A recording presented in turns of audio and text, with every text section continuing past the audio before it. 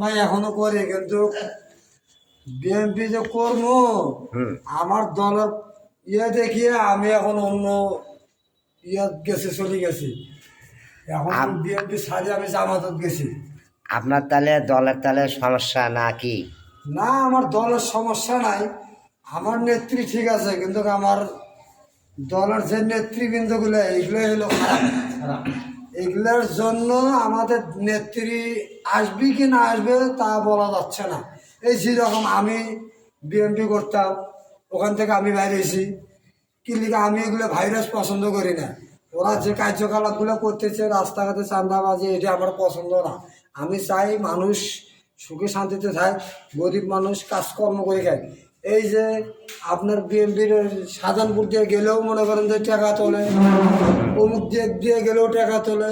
এটি আমার দলের নেতৃত্ব আর কয় নেই যে এইসব করো, কিন্তু আমাদের দলের নেতৃবৃন্দের জন্য আমাদের সরকারের বদনাম হয়। তাহলে ভাই আপনি কি দল ছাড়ি দিছে? আমি দল ছাড়িয়ে দিছি, এটি কার্যকারবার দেখিয়ে এখন আমি জামাতত গেছি। যদি জামাত আসে আল্লাহ রহমতে, তাহলে মনে করেন যে সবাই শান্তিপূর্ণভাবে চলতে পারবো। তাহলে আপনি কি এই যে রঙের কাজ করেন? আমি রঙের কাজ করতেছি বর্তমানে, কিন্তু যদি আমি যে দলের মধ্যে আছে জামায়াতের মধ্যে, যদি জামায়াত আসে তাহলে আমার এই কাজটা আর করা লাগবে না। তখন আমি আল্লাহ আল্লাহ হয়ে যাবো। তখন মনে করেন যে আরো 10 জনের ইসলাম প্রচার করার জন্য আরো 10টা লোক মনে করেন যে আমি করতে পারবো। তখন আমার কাজের অন্য পারবো, তখন আর আমার এটি করা লাগবে না।